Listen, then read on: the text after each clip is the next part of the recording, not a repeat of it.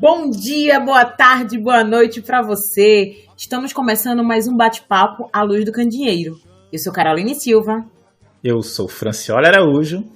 E no episódio de hoje, vamos trazer mais uma vez algo que foi um pouco falado lá no episódio 28, tá, Francioli? Quando falamos um pouquinho sobre o papel do professor, como é fundamental, né? O professor, a gente sempre está enfatizando, a gente fala mal dele, mas a gente também fala bem dele. Mas uma coisa que poucos falam, na verdade, poucos sabem, é essa questão da diferença do professor universitário. E para esse bate-papo de hoje, nós convidamos a Suzana Araújo, que é doutora em Física na área de Magnetismo Experimental pela UFRN. Vamos conversar especificamente sobre atribuições do professor universitário, tá? E vocês vão gostar bastante desse papo. Roda a vinheta.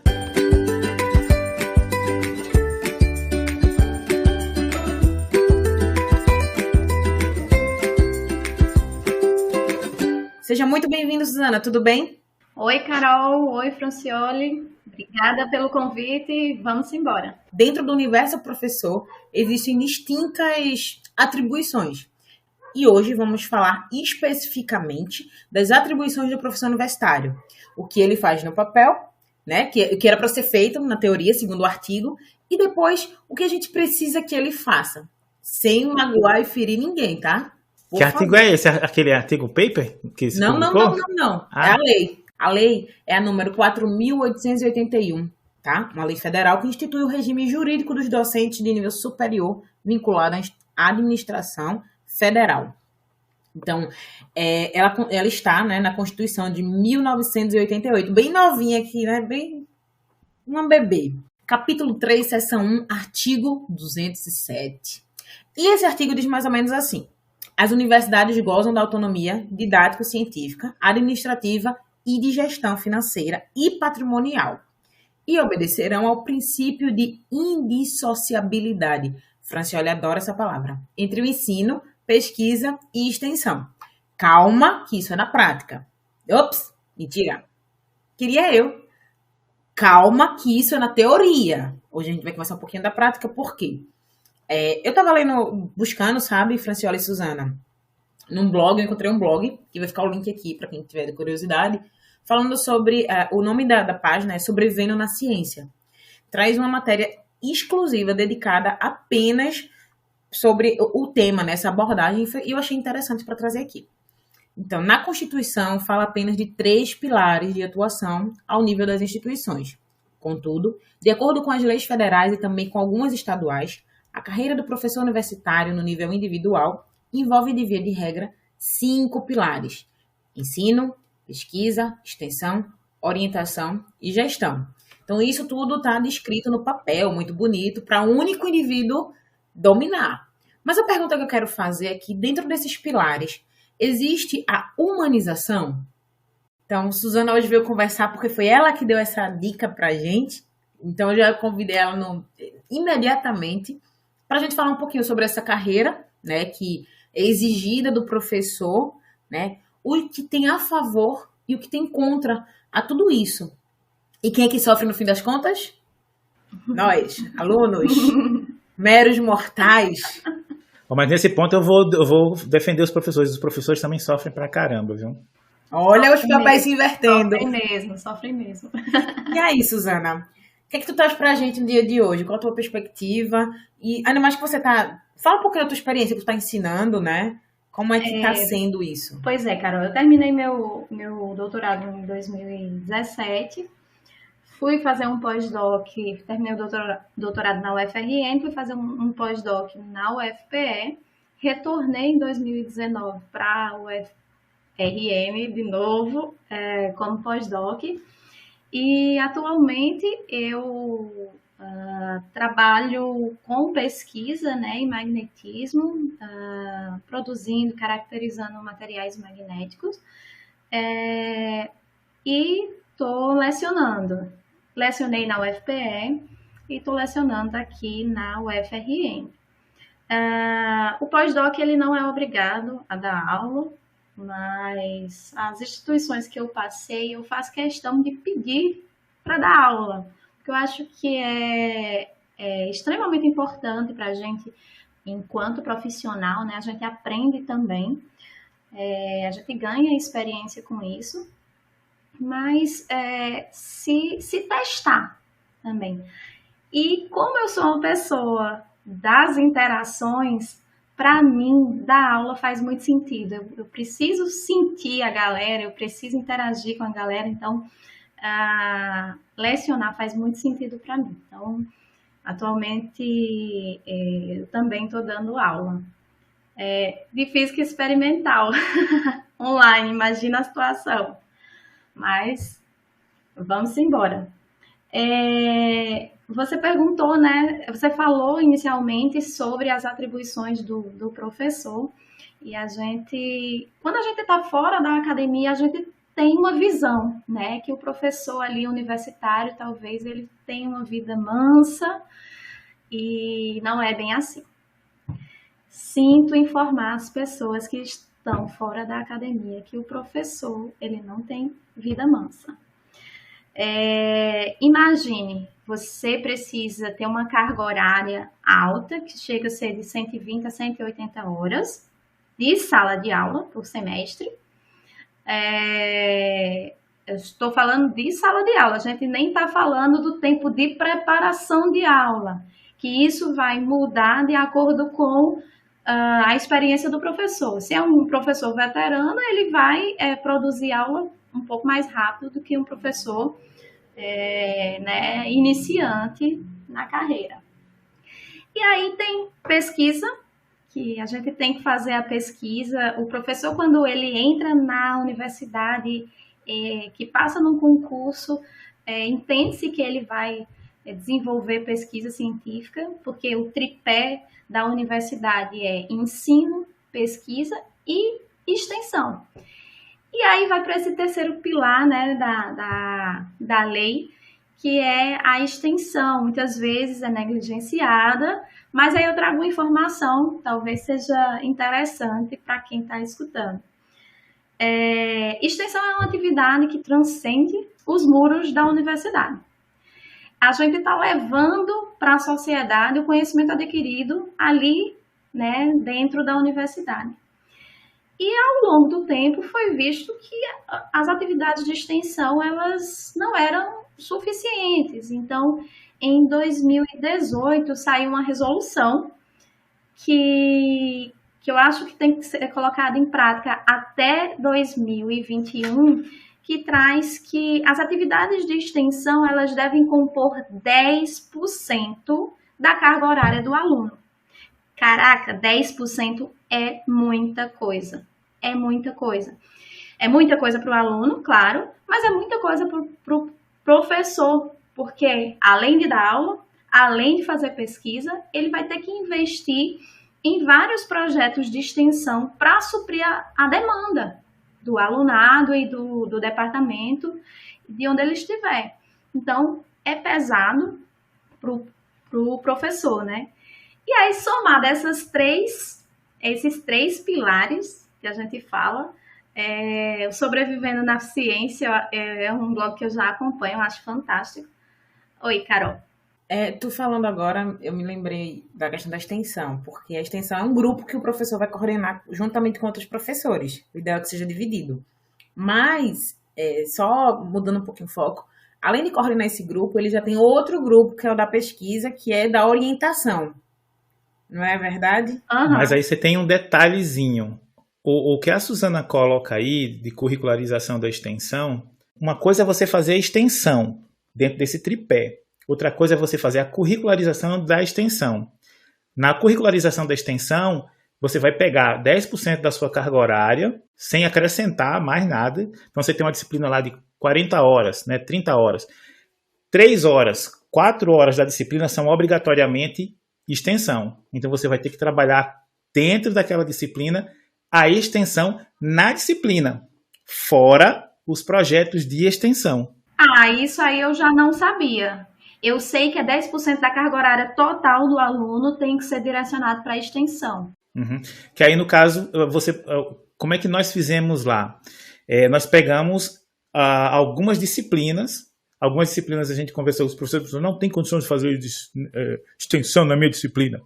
E aí a gente disse, e agora o que a gente vai fazer? A gente pegou assim, por exemplo, um aluno está pagando cálculo, então aí ele vai pegar 10% da carga horária dele de cálculo, vai ser para ele ministrar, sei lá, cálculo para um grupo de pessoas da comunidade que está ali, vai fazer o Enem, vai fazer alguma coisa. Vai ser obrigatório de fazer isso.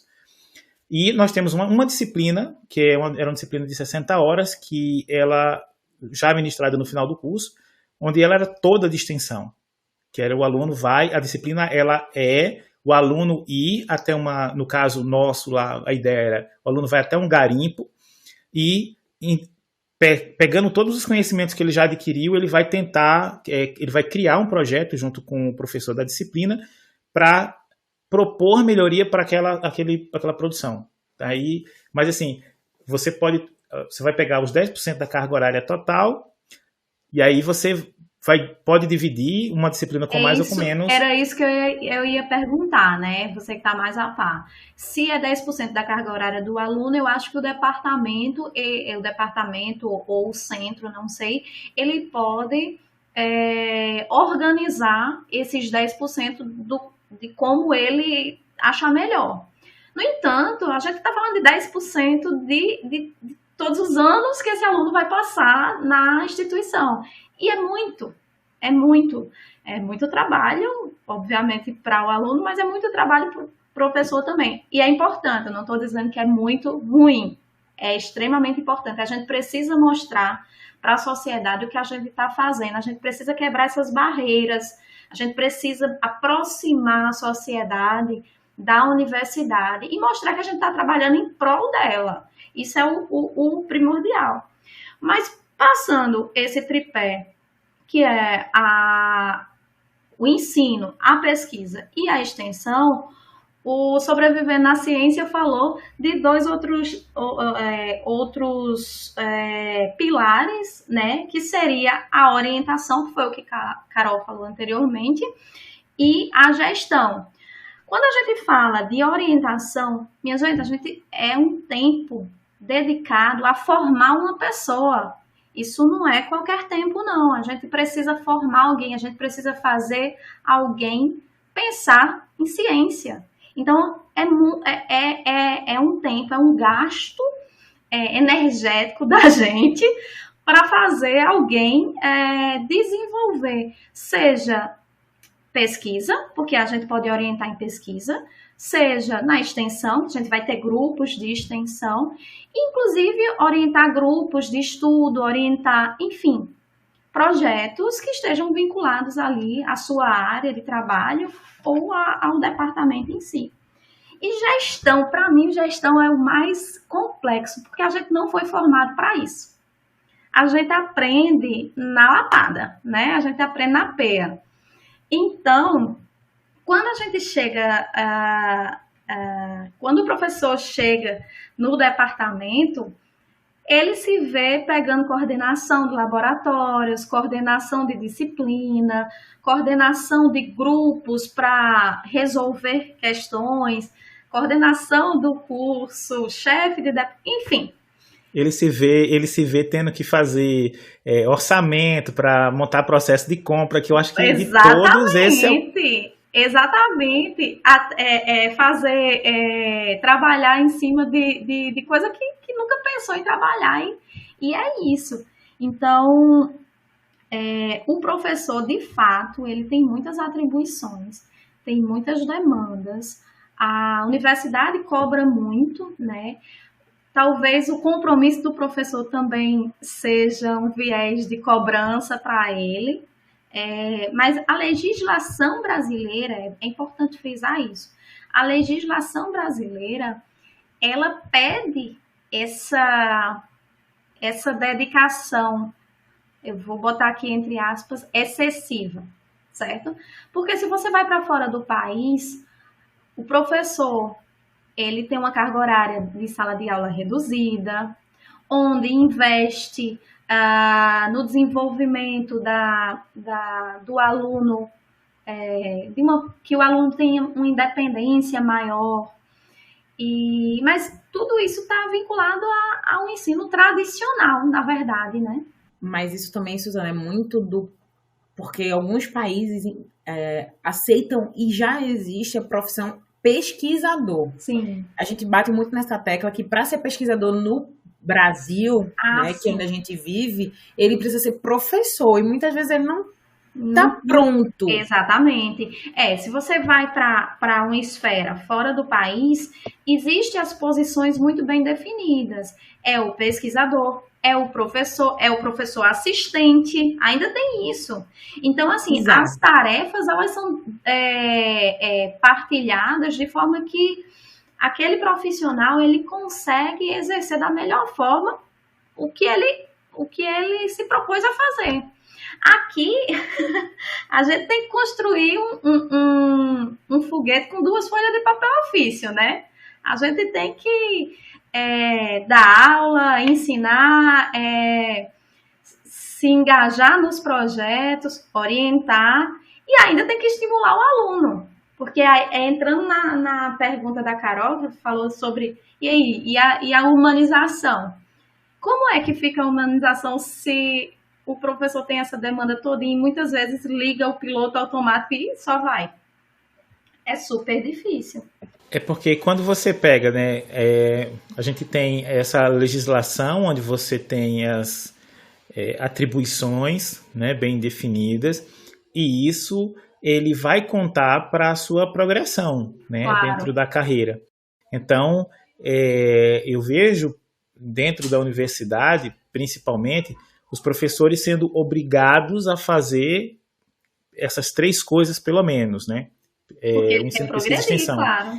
E aí você também tem que pular para a gestão, porque a gestão precisa ser feita por alguém também, né? Tem que ter uma rotatividade, não pode ser uma pessoa apenas que fique numa coordenação, existe uma rotatividade ali e até um coleguismo mesmo, né? Olha, tu pega esse ano que vem sou eu, enfim. Eu vejo às vezes como, em alguns ambientes, é claro, isso eu vejo como saudável, porque assim, eu estou olhando agora assim, né? Eu sou professor e eu vou lá, eu meto pau na gestão porque a gestão não presta, porque as minhas demandas são essas e tal. Aí, coitado do cara lá que é professor, que está no cargo de gestão, ele diz, pai, não é porque eu não quero, é porque eu não consigo. Aí quando o outro vai lá e diz, não, também não é bem assim. Agora eu tô sentindo na pele. É interessante, né, você ter essa rotatividade, é interessante.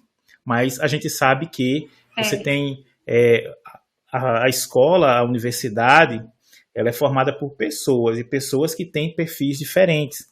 Então, muitas vezes a gente tem uma pessoa que é de ensino, mas que é obrigada a fazer extensão e pesquisa. Outras vezes você tem um pesquisador, mas que ele é obrigado a dar aula, e o cara realmente não quer dar aula, né? Era exatamente isso que eu ia chamar a atenção.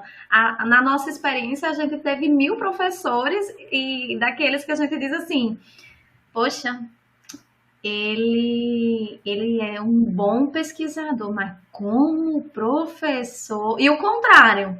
Poxa, esse professor é bom demais, porque ele não publica muito, né? Então, assim, são expertises que o cara tem e ele desenvolve melhor um desses pilares e é extremamente natural. Difícil é você encontrar um bambambam em tudo. Não que não exista, né? Porque tem os semideuses aí que existem. Na verdade, eles já são os deuses, né? Os semideuses somos... Tem pontos fora da curva. Pois é. Não, uma coisa que eu também queria chamar a atenção, aproveitando a fala de vocês dois sobre gestão, a gente não pode esquecer que a gestão ela não entra como só uma rotatividade natural. Ela entra como um abono salarial, que não é muito, obviamente, a gente sabe que diante de tanto problema, de tanta demanda, às vezes não vale nem a pena. Né? Mas vale a pena, né? O professor precisa assumir. Por quê? Porque ele vai precisar dizer que já teve gestão de coordenação e departamento para subir de nível na carreira acadêmica de ensino superior. Então, se ele não tem gestão, ele está faltando e ele não pode competir com quem já tem. E isso faz com que o professor queira, entre aspas, porque ninguém quer. Às vezes a batata tá assando, tá perto de explodir, ninguém quer. Mas assim, não é assim também não, Carol. Assim, eu conheço instituições onde ninguém quer. Eu conheço instituições onde as pessoas fazem a rotatividade por necessidade. E eu conheço instituições, as pessoas brigam pelo cargo, não ganha nada, mas ele tem um status, sabe? Aquela briga de ego que existe, né? Inclusive, eu tô passando, assim, não me enche os olhos, porque é tanto problema, tanta confusão, né? Porque eu falo como representante dos alunos e fico desesperada. Imagina você lá, como coordenador, como gestor, como diretor. Porque coordenador, tudo bem, você está lidando só com uma coordenação. E quando você é diretor do departamento, que você lida com a graduação e a pós-graduação. Você tem que ter eu imagino que seja muito difícil. Tem que ter um desenvolvimento, um jogo de cintura aí muito bom, né? E destinar atribuições a outras pessoas, porque se toma só para si, aí, meu amigo, aí complica. Aí a humanização, a pessoa não vai nem saber que ela existe, né? Exatamente. E aí é um trator. Não, passa por cima. E como você falou, Suzana, que às vezes eles ligam automático, é de cansaço.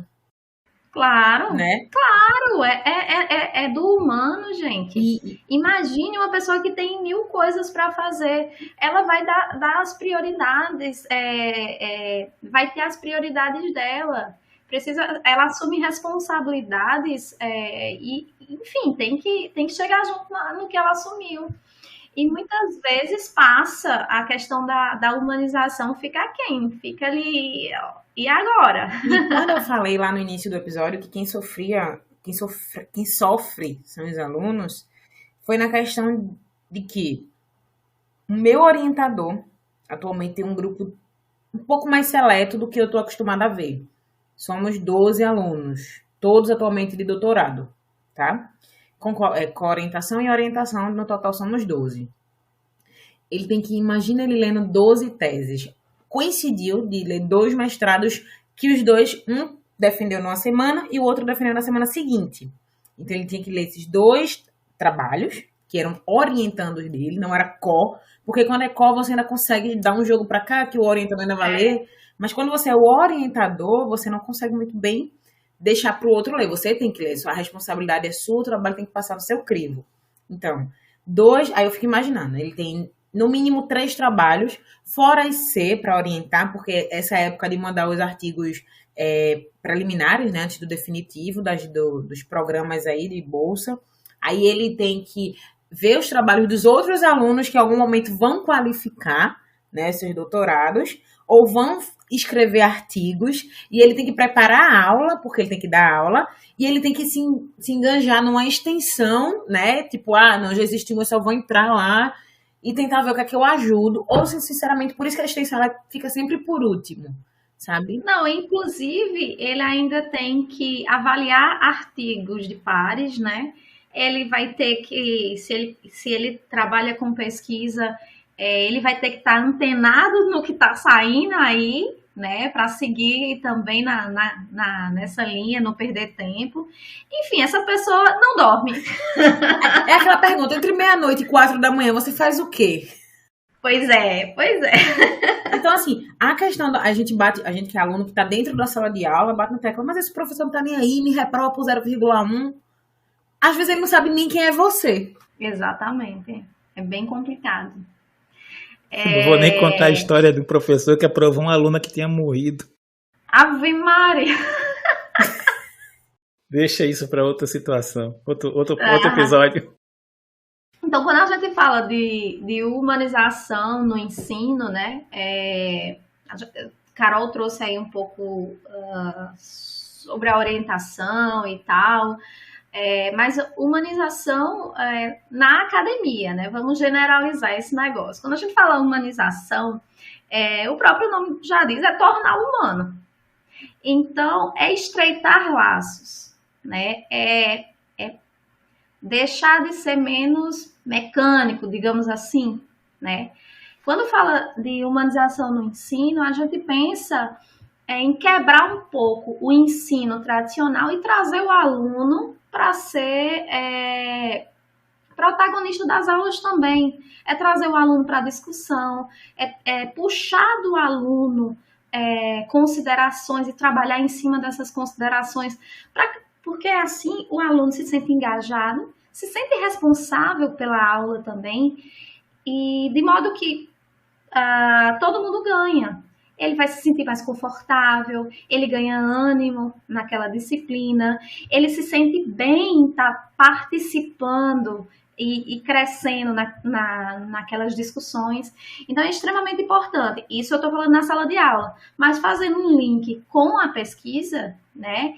Também é extremamente importante o orientador, ele estreitar os laços. Quando eu digo estreitar os laços, considerar o que o aluno quer, o que o aluno pensa, qual o caminho que o aluno quer traçar. Porque, de acordo com esse caminho, o professor, ele pode contribuir ou não contribuir com o que o aluno quer, né? Então, se a gente pensa em termos de pesquisa, muitas vezes os professores, eles têm aqueles deadlines, aqueles prazos, e eles querem fechar aquele trabalho e poda a criatividade do aluno, onde talvez esse orientando, ele vai simplesmente querer satisfazer o professor. Ele não vai mais...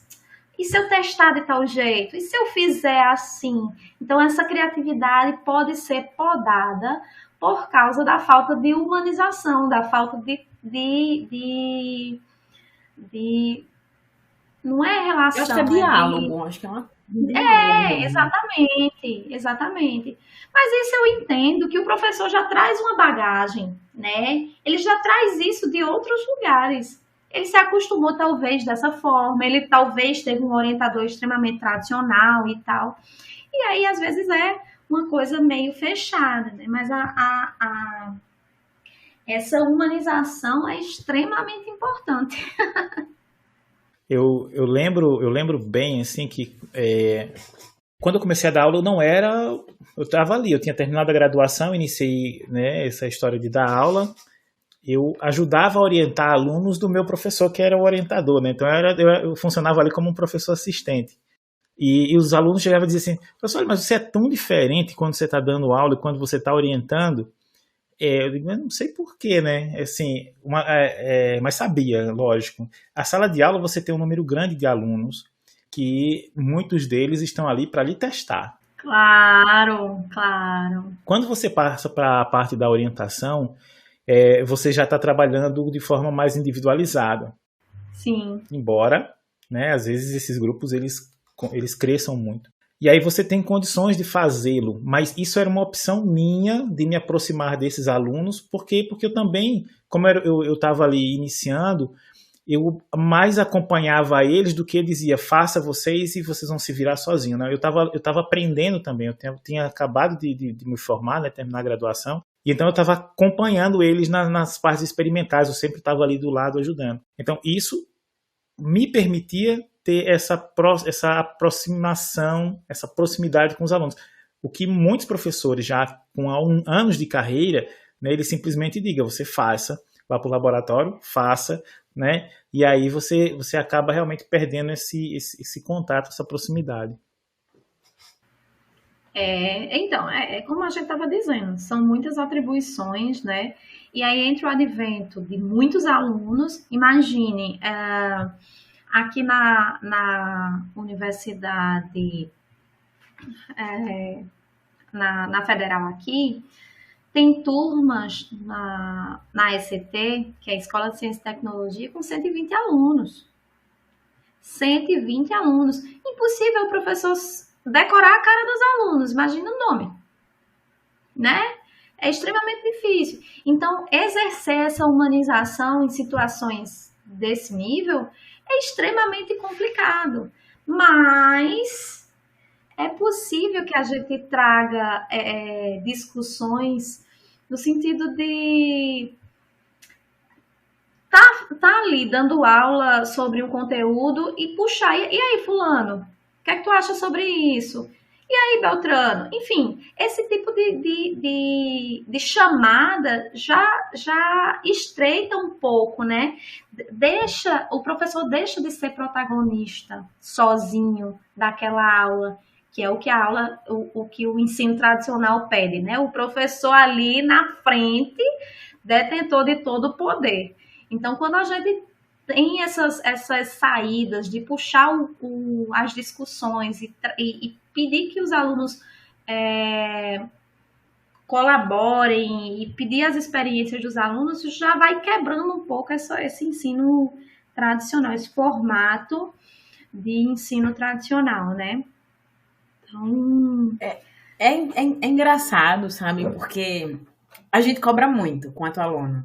Não, meu orientador ele não é humanizado, ele não me escuta, ele quer uma dedicação exclusiva, ele quer um trabalho sobre-humano. As queixas são diversas, desde orientandos dentro do laboratório até os alunos. E daí a gente nunca para pensar que ele também precisa de alguém que ajude, porque eu percebo, pelo menos aqui na UFPE, que não existe essa ajuda psicológica para os professores. Porque tem assim, se você precisar, vá no setor especializado de ajuda psicológica. Quando, na verdade, eu lembro que tem uma outra universidade privada por aqui, acho que é a de Caruaru, não vou recordar o nome agora, que ela começou a fazer o atendimento mensal do professor. Porque a instituição estava notando os professores muito estressados, cansados, a ponto de se degladiarem. Então, algo deu ruim. Então, vamos acompanhar, né? Vamos botar uma psicóloga para acompanhar. Cada curso a gente põe uma psicóloga, porque a demanda também é grande para uma pessoa só, né? Então, para cada curso a gente põe uma psicóloga e vamos acompanhar a evolução desses professores e encontrar o problema. E um desses problemas era a sobrecarga de atividade em cima deles. E era o diretor, geralmente, os mais estressados eram os diretores e coordenadores. Porque ele tinha que lidar com os alunos e com os professores, que na fala deles, eles colocavam que os professores era pior de lidar do que os alunos. E, Carol, agora sim, eu acredito, né, pela minha experiência, que o que acontece muito com os professores, antes de uma ajuda psicológica, ele precisa ter uma ajuda metodológica. Por quê? Porque tem muita coisa que a gente faz em sala de aula e dentro das nossas atribuições que poderiam ser melhoradas se nós tivéssemos método, se nós tivéssemos treinamento. Isso não acontece. Você não é treinado para ocupar um cargo de gestão, você não é treinado para ocupar, para dar... ninguém lhe ensina a fazer pesquisa, a orientar. Eu posso passar o meu doutorado sem nunca orientar ninguém. E aí eu inicio a minha jornada, né, de trabalho dentro de uma universidade, dentro de um instituto, eu vou ser obrigado a orientar. Ninguém nunca me orientou a fazer isso. Eu posso ter esse caso. Então, assim, eu acho que primeiro falta uma ajuda metodológica. Essa ajuda metodológica, que seria o mais simples, o professor normalmente se nega a ter. Por quê? Porque quem é que vai ajudar ele de forma metodológica, por exemplo, relacionado ao ensino? É um pedagogo. E aí o que é que ele vai dizer? Eu tenho 200 anos de sala de aula, você está agora aqui, você vem querer me ensinar a dar aula, e a aula do cara é horrível. Né? Você chama os professores, vamos trabalhar interdisciplinaridade aqui, vamos fazer um projeto para que os alunos não sofram tanto. Aí os professores na reunião, eles dizem assim, legal, parabéns, que massa. O que acontece depois? Ninguém lhe procura, ninguém chega perto de você para discutir essas coisas. Então, assim, o professor ele normalmente não quer ser ajudado. Aí, quando a gente passa para essa questão da psicologia, né, porque o negócio já tá no auge. Já tá que ninguém tá aguentando mais. Já estão indo nas capas, né? Porque aí, agora veja. Se chega um professor desse, tranquilo todo, pega qualquer cargo, Suzana, tá de boa. Ok, ele vai conseguir no jogo de cintura colocar no meio termo. Mas se pega uma pessoa feito eu, 220, estressada até a alma, com alguém que vai gritar, eu vou gritar no auge do estresse. Sem contar que a mulher ela tem os hormônios que são alterados mensalmente. Então, eu vou responder à altura. Se gritar, eu vou responder gritando. Então, vai ter um momento que a gente não vai conseguir separar eu preciso me concentrar para não discutir com esse professor. Eu preciso dizer a esse aluno que a minha metodologia não presta, mas ele nem assiste a minha aula, porque eu não posso coagir o aluno, eu não posso intimidar o meu aluno. Eu noto assim, eu não estou defendendo, viu, Francioli, mas eu estou dizendo que para o professor, às vezes, o cargo atualmente dentro da sala é muito mais pesado, porque meu aluno está com a câmera ali, ó. Eu não autorizei ele a filmar. Muitas vezes eu não autorizo. Mas Suzana, Diego que tá aí, né? Podem dizer se eu tô errada. estão tirando fotos, estão filmando, estão nas redes sociais. Mas eu antes, não posso intimidar aquele aluno, né? Não, mas você entende, você não pode mesmo, não. Agora, assim, eu vou deixar já a Suzana falar, mas eu digo assim, nesse caso específico, veja bem, qualquer problema que você tenha com o aluno, né, é fácil resolver. É muito fácil resolver problema com o aluno. O problema é você resolver problema com os servidores. Você está na gerência. Por quê? Porque se você cobra o cara que não quer trabalhar, olha, pô, faz isso, cara, ele vai denunciar porque você está, assediando. Não, mas o aluno também Né? Então assim, olha, normalmente não, sempre, o cara que entrou no serviço público, ele é PhD em legislação. Ele sabe o que ele pode e o que ele não pode. Ele é obrigado, ele tem que ler. É a primeira coisa que você tem que fazer lá, às vezes no próprio concurso, para fazer o concurso, você tem que ler esse negócio. Se não, porque assim, deixa pra lá, eu vou falar isso no próximo episódio. Então, aproveitando o que o Francioli falou, sobre a questão metodológica, né, as metodologias, que o professor, ele entra na universidade, muitas vezes não é ensinado como executar alguma atividade, seja uma atividade de gestão, enfim, outras atividades. Então, eu não sei nas outras universidades, mas aqui na UFRN se tem um curso de formação de professores, se eu não me engano, anualmente. Esse curso é extremamente importante porque trata de uma educação inclusiva, né, para como trabalhar com alunos com necessidades especiais. Também a ideia é fazer o professor refletir sobre a sua dinâmica, né, de docência.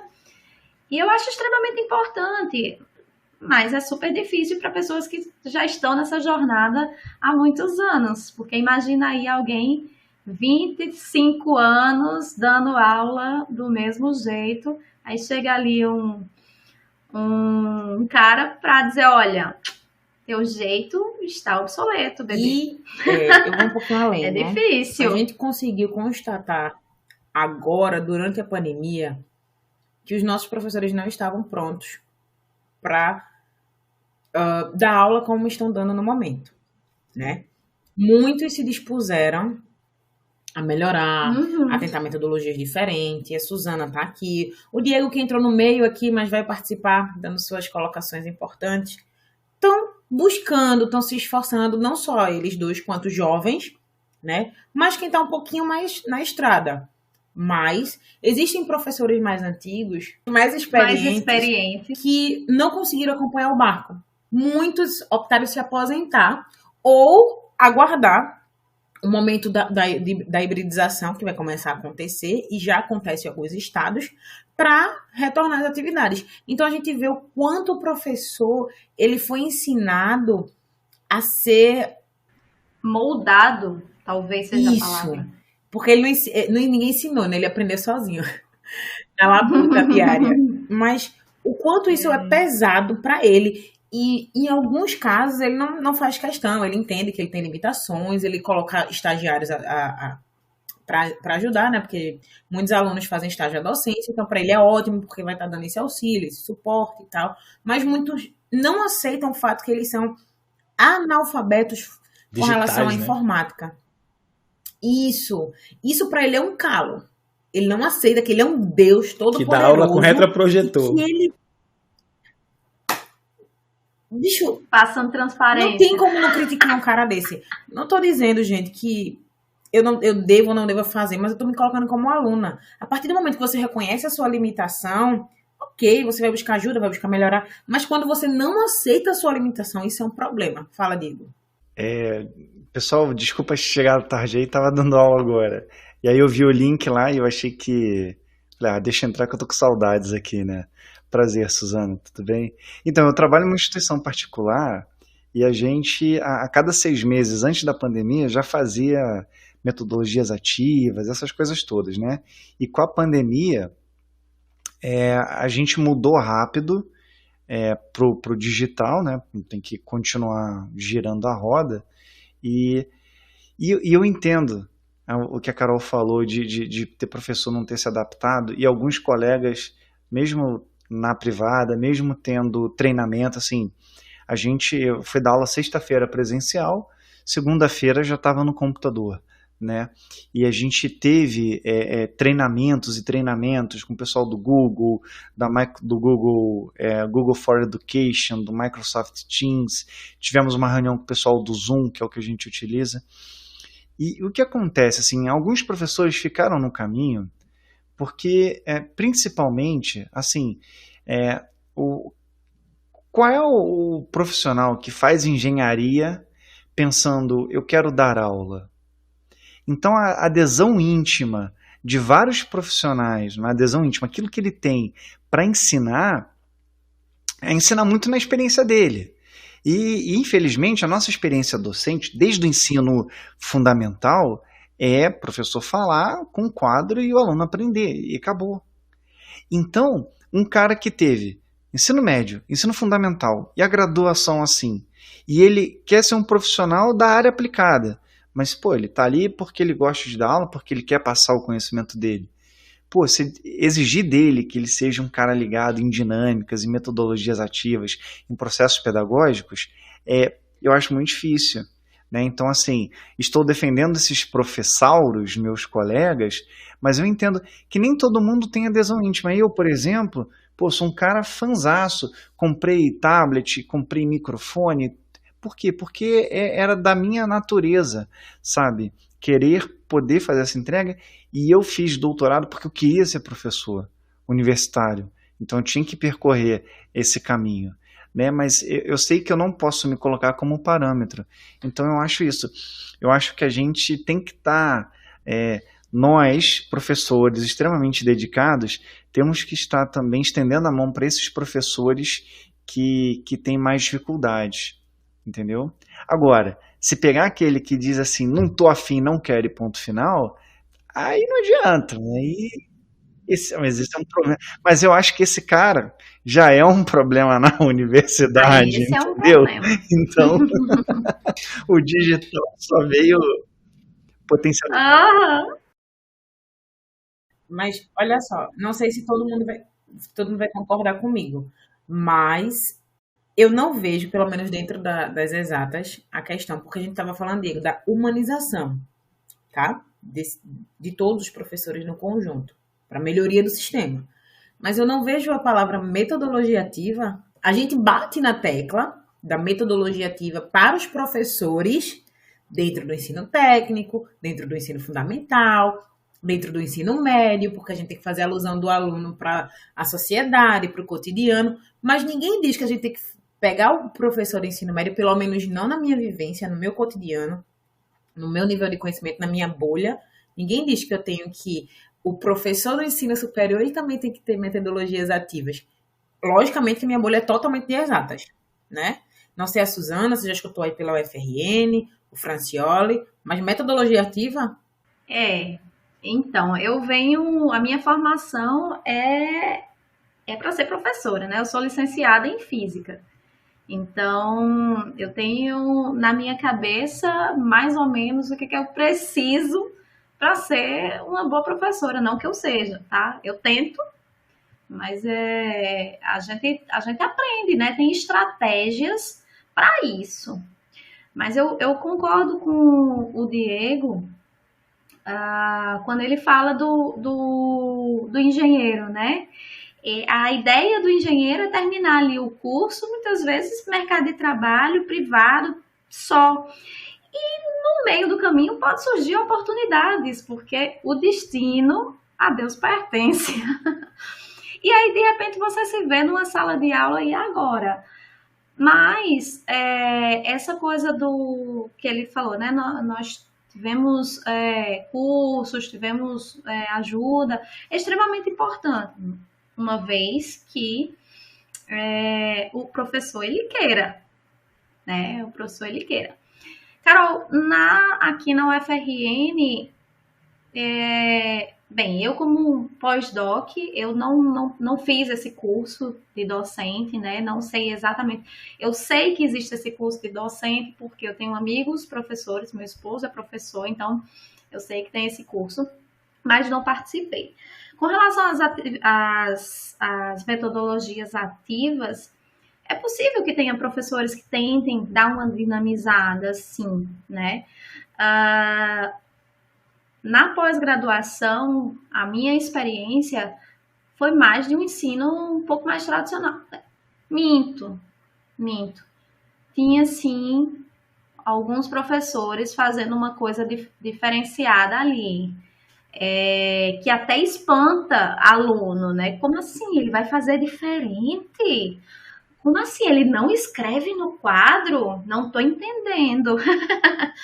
Então, assim, sim, na minha formação no doutorado, acho que uns 2 professores, eles faziam um pouco diferente, né? Mas você conta nos dedos aí os professores que tentam fazer a parada mais dinâmica.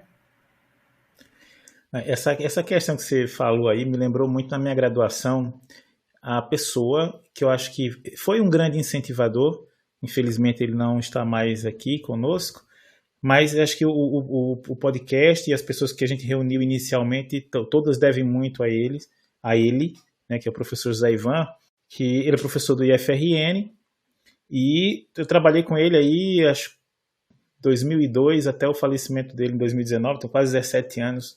E eu achei muito interessante que logo no começo da disciplina dele, ele é engenheiro de Minas e estava dando aula de cerâmica. Então, ao invés de ele chegar para a gente e falar toda hora, vamos passar aquela teoria, aquela coisa toda, ele levou a gente para uma extrusora para fazer uns tijolinhos. E aí a gente fez uns tijolinhos e ele disse, olha, vocês vão levar esses tijolinhos, a gente estudava à noite, vocês vão levar esse tijolinho para casa, vocês vão pegar, vão medir com uma régua. Aliás, uma régua não, minto. A gente pegou na oficina os... Paquímetro. A gente pegou paquímetro. Então, os grupos levaram os tijolinhos para casa, cada um levando um paquímetro, e ele disse, olha, vocês têm que medir o tamanho desse tijolinho de hora em hora, por 2 dias. De hora em hora. Imagina só, você de hora em hora... Você não dormia, né? Porque você de hora em hora. E a gente ficou assim, pô. E a gente fez a bagaça. Até que a gente percebeu que em um determinado momento o tijolinho não retraía mais.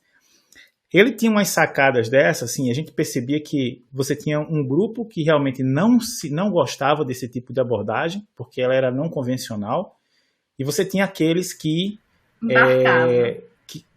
embarcavam, né? Porque o cara, pô, que massa. Então, eu posso dizer assim, que daquela turma, que eu me lembre da minha turma, as pessoas que embarcaram, hoje são as pessoas que conseguiram chegar em determinados lugares que outros não chegaram, porque aquilo abriu a mente da gente, né? Começou com aquele tijolinho que você tem que medir de hora em hora. Pô, hora em hora, pô, passar 48 horas medindo isso de hora em hora, você tá de brincadeira. E a galera, muitos embarcaram mesmo no negócio. Então, assim, metodologia, esse tipo de metodologia que ele usava também, que é uma forma de metodologia ativa, não é para qualquer docente. Não. E não é para qualquer discente, né? Muita gente prefere, mesmo sem conhecer ou sem ter contato com outras formas, ele diz que prefere aquela forma mais tradicional, porque é muito fácil você usar metodologias que não precisem pensar, né? Que você não precisa pensar, né? É só o copiar. E isso lembra muito o que eu não consigo. Depois que eu vi aquela palestra, depois que eu li, aliás, o livro sobre a vinda do Feynman, que ele dizia, os doutores do Brasil na década de 50, eles só sabem fazer uma coisa, é repetir. Porque eles foram ensinados dessa forma. Você pergunta uma coisa a eles, ele tem a resposta na ponta da língua, mas se você perguntar de novo de uma forma diferente, ele não sabe responder. E é verdade, a gente condiciona os nossos alunos a isso, né? Mas isso está relacionado com o que eu falei. Quando a gente fala que o professor muitas vezes poda o aluno, é exatamente isso. Poda a criatividade do aluno, né? E aí eu estou falando de orientação. Chega um momento que o aluno, ele quer só satisfazer o professor. Ponto. Porque ele quer se livrar daquele negócio. Então, essa coisa da humanização, de estreitar os laços, de dar espaço para o aluno, seja na sala de aula ou na orientação, é extremamente importante, motivadora, né? Você pode construir ali no caso, você sendo um professor, você pode construir um excelente profissional. Mas também pode, né, o seu aluno sair da área, sei lá, pode tomar ranço. E que existe com muita frequência, viu? Eu conheço várias pessoas que terminaram a graduação junto comigo que não suportam nem falar do curso de licenciatura. Outras que são bacharéis e também, tipo, depende muito do como a universidade vai lhe impactar, vai lhe magoar. O Francioli falou desse professor dele, eu lembrei. Eu entrei na universidade muito cedo, não tinha computador. Muito cedo eu peguei uma bolsa de iniciação científica. Maturidade zero. Eu transitei por diversas áreas e na minha iniciação científica eu trabalhei com sensoriamento remoto. Imagina. E aí o meu professor disse, você tem notas boas? Ele, sei lá, já macaco velho na universidade, trabalhava na universidade e em outra empresa, não era dedicação exclusiva, ele era meteorologista, enfim. Aí ele disse, eu tenho um projeto bem interessante da calibração de um sensor. Aí eu disse, beleza, professor. Na verdade, eu queria a bolsa, né? Eu nem sabia o que é que estava acontecendo. Maturidade zero, já disse. E aí, quando eu vi, era para calibrar o sensor, como o Francioli falou. Eu botava o sensor em cima da minha casa e subia em cima da casa de hora em hora. A partir das 5 da manhã.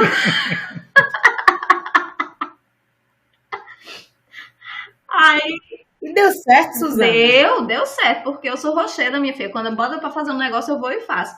Aí, beleza. Ele achou pouco e disse, agora vamos calibrar outro sensor. Você vai em tal lugar, achou lá latitude, longitude, não sei o que, vai em tal lugar e vai medir, tomar nota dos dados que tá saindo no equipamento. Tá certo, professor? De hora em hora, ele disse, não, querida, de 2 em 2 minutos. Oi, eu, debaixo de um sol, a pino, 11 horas, eu já tava vendo as coisas duplicadas. Aí o professor teve pena de mim, foi lá, me deu um boné. Você fez a graduação onde, Suzana? Em Campina Grande. Fiz na Universidade Estadual da Paraíba. E aí me deu um boné e disse, toma, eu tô vendo que você tá muito sofrida aí. Eu disse, obrigada, professor. E fiz. Terminei, né, aquele projeto de iniciação científica. Os nossos encontros eram bem árduos, como eu disse, super inexperiente, não tinha computador, trabalhava no computador da biblioteca, o professor queria que eu fizesse os gráficos no Excel, uma dificuldade. E aí, em vésperas de apresentar, você apresentava para uma banca o projeto, ele que absolutamente nunca tinha me feito um elogio, ele que me fazia chorar, todas as vezes que eu encontrava com ele, que eu ia para casa, eu chegava em casa, eu chorava, ele disse assim, Suzana, você tem quantos anos? Aí eu disse, 18, professor, eu não lembro se era 18 ou 19. Aí ele disse, parabéns, eu só comecei a escrever como você está escrevendo quando eu já estava perto dos 30.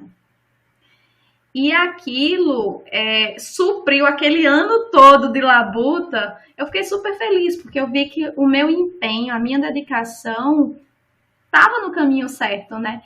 Então, assim, mas termina que o aluno, ele fica feliz com pouco.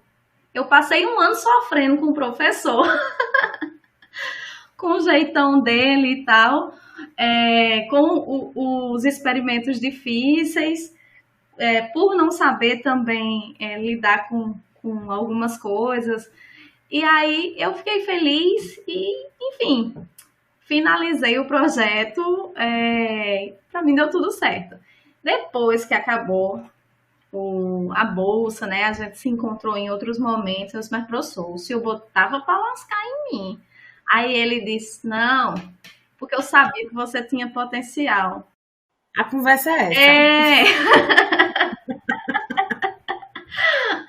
Ai, mas a gente tem história para contar para vários encontros aqui. Essa é uma que foi sofrida, mas eu fiquei feliz no final. Tá vendo? E é assim que a gente vai caminhando pro fim, né, do nosso cast do dia de hoje. Olha que a gente tinha muita coisa ainda para falar. Nós falamos superficialmente, né, do que a gente vive, das nossas realidades. No meu ponto de vista de aluna, sofridíssima, correndo atrás do meu professor, né? E os meninos aqui falando como professores e também alunos e pesquisadores, porque a Suzana ela é pesquisadora, né, agora atualmente, né? E em breve será professora também, vai estar sofrendo aí o que a gente está sofrendo aqui, né? E foi muito, muito prazeroso, né? Ter o Diego aqui do meio pro fim, a Suzana se disponibilizando com o tempo dela. E, por favor, volte, Suzana. Voltarei. E o Francioli defendendo a classe, porque um dia ia chegar. Mas assim, eu não sou do centrão não, tá? Mas assim, eu defendo quando é para se defender e eu meto o cacete quando é para meter o cacete também, né? Porque Tá no centrão. não. Eu apoio o Francioli. Eu não tô no centrão não, porque assim, olha só. Quem já trabalhou comigo sabe como é que eu trabalho, sabe? O pessoal os professores, tudo mais. Cara, eu acho assim, a gente tem que ser, principalmente eu participei desse negócio de gestão. Foi uma coisa assim que foi bom por um lado, mas me atrapalhou muito a minha vida durante os quase 3 anos e pouco que eu passei em cargo de gestão. E assim, você deixa a sua marca, mas o sossego não tem dinheiro que pague o sossego de você estar fazendo o que você realmente passou ali no concurso para fazer, que você gosta de fazer mesmo. E assim, você o tempo todo está gerindo pessoas, sejam os alunos. Gerir processo é fácil demais. Gerir pessoas é extremamente complicado. Você faz um curso de administração, você aprende a gerir processo. Você faz um curso de engenharia de produção, você gere processo. Qualquer curso que você vai fazer é sempre processo.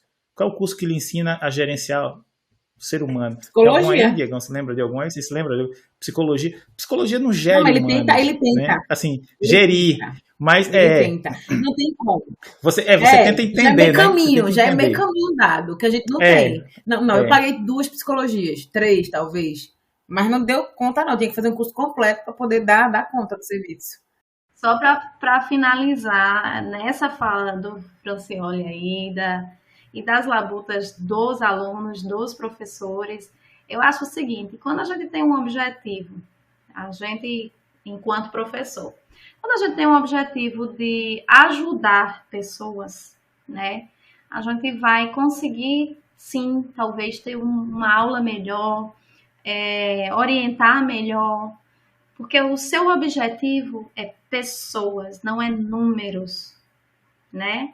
Então, se a gente, enquanto professor, reflete sobre isso e sobre as nossas atitudes, e se a gente está conseguindo ajudar pessoas, eu acho que, naturalmente, o trabalho vai ser melhor.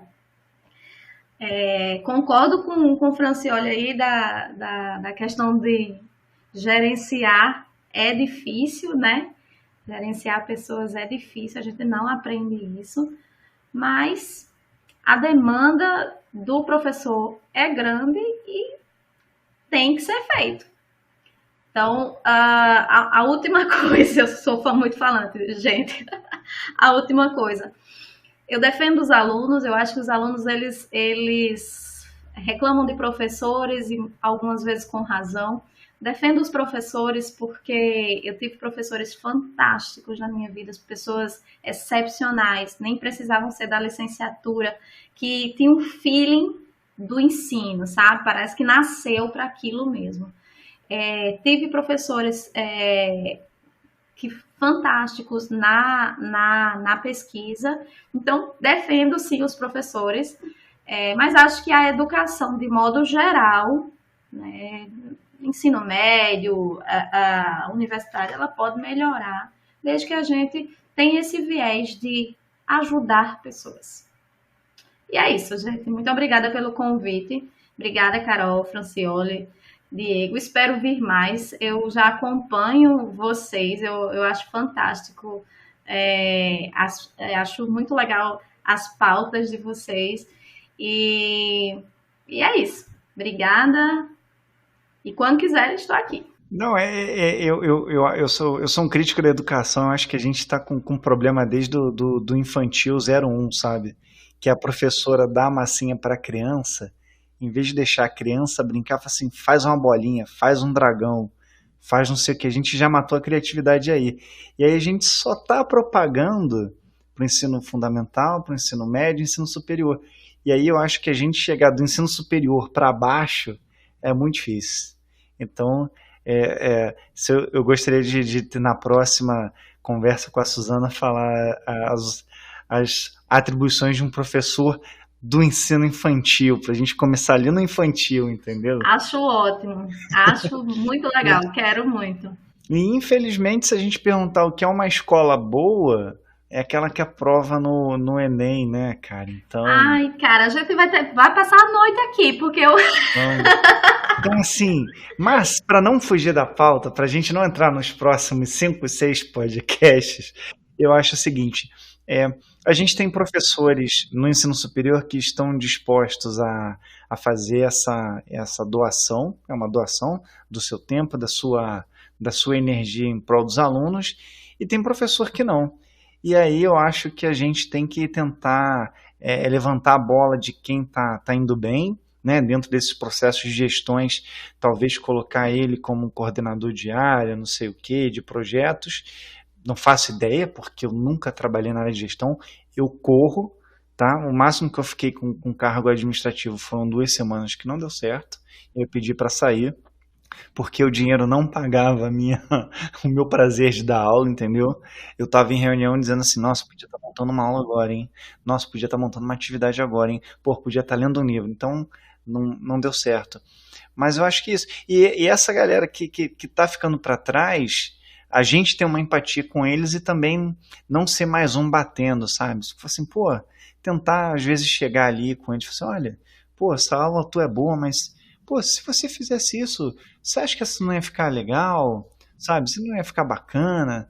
Não sei. Eu ainda sou otimista com as pessoas. Então, se olha, dê uma olhada aí. Também. Os que eu conheço diria assim, quem é você para me dar conselho aqui da minha aula?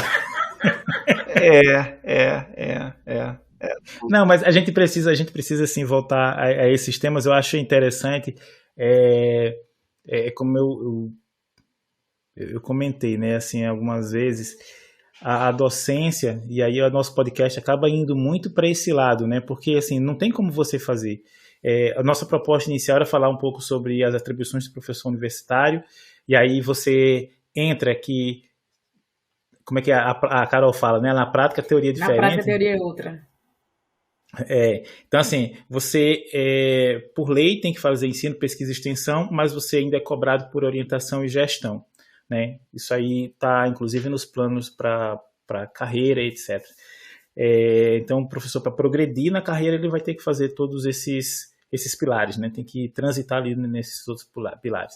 Eu já disse que não é uma coisa que eu acho que seja ruim, mas a gente tem pessoas com perfis que são completamente diferentes, e aí o cara que vai fazer gestão não sabendo e não querendo fazer gestão, o cara que vai dar aula, mas sem querer saber, mas que não dá aula, não sabe dar aula, mas é empurrado para fazer isso, né? Então, assim, eu acho que esse gerenciamento ele passa muito por isso, por você identificar esses perfis e não obrigar uma pessoa a estar numa área que ela poderia estar sendo mais produtiva em outra, né? Mas é difícil.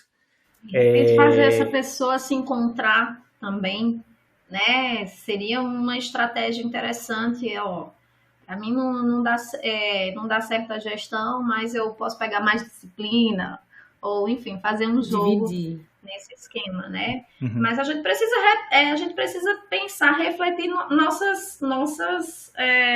nossas ações, né?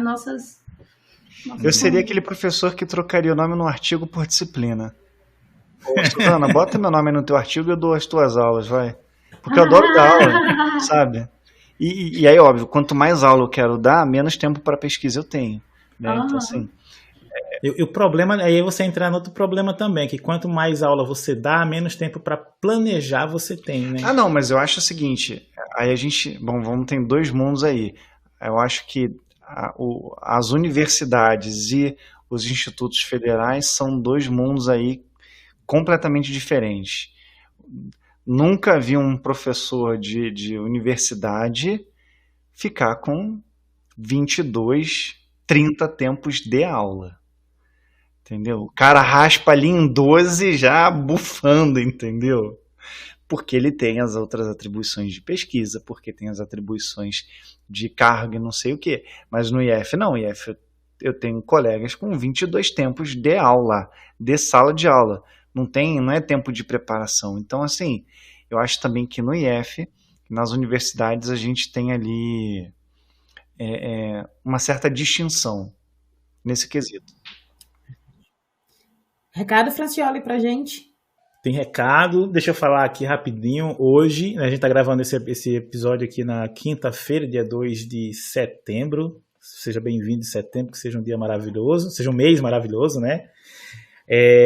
Hoje eu fiz a participação, né, representando a University Chapter Materials Catalão na SBP Mate. Foi uma participação muito legal, rever algumas pessoas que eu não vi há algum tempo, né? A professora Mônica Cota, presidente da SBP Mate, fez um elogio que encheu meu coração de alegria.